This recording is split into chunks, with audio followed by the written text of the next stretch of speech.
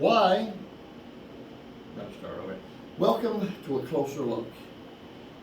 In the screen printing classes, on average, 70% of the students don't know why we have a thin edge or a thick edge, and why we have these pyramid-shaped tips, these triangular-shaped tips on our edges of our scoop coaters. Why are they not flat across?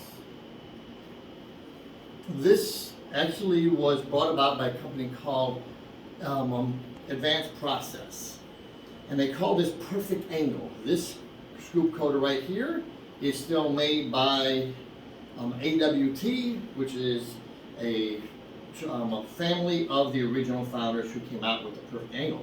Prior to that, in the 70s, all scoop coaters were flat across. The ends were flat, and they only had one edge. There were not dual edge scoop coaters. And now you see most companies out there have copied this on here. And what the feature is for is to control your angle. And that's why they called it perfect angle. When we're coating screens, if we tilt up, the edges seal, emulsion runs through both sides, and that is giving us our perfect angle. And we coat straight up, tilt back, and we scrape.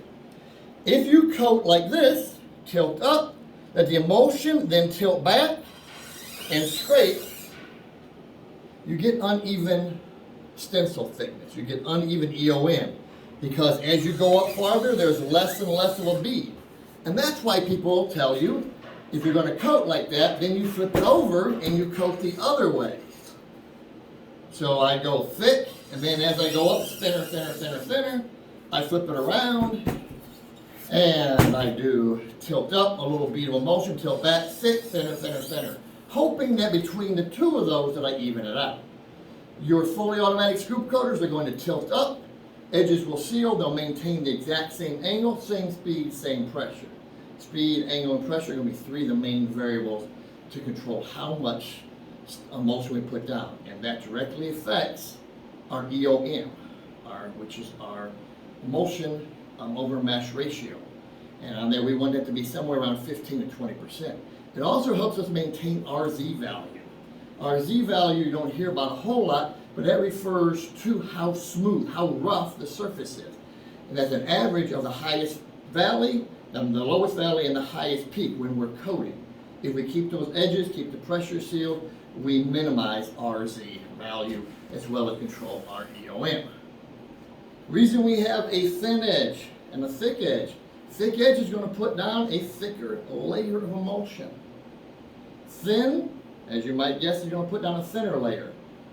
As your mesh count changes, 110 mesh, the thread is much fatter than a 230 thread.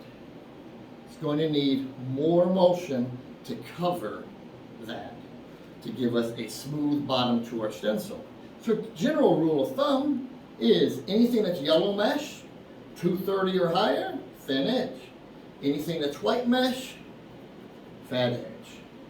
We recommend 2-in-1 or 2-in-2, which is about every emulsion company, every ink company out there is going to recommend as far as your coating, 2 strokes in, 2 strokes out, or 2 strokes out and 1 stroke in when you're coating.